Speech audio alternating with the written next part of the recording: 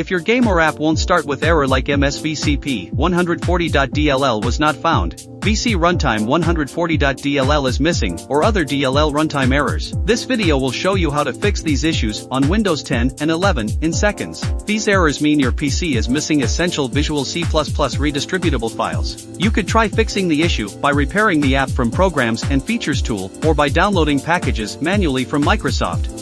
But that often takes time since you may need to test multiple versions.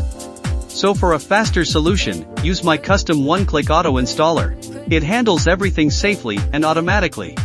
First, download the Valium MediaTek Visual C++ all-in-one zip file from the link in the description and extract it. Open the folder, run the install vc redistributable's auto.cmd file as administrator.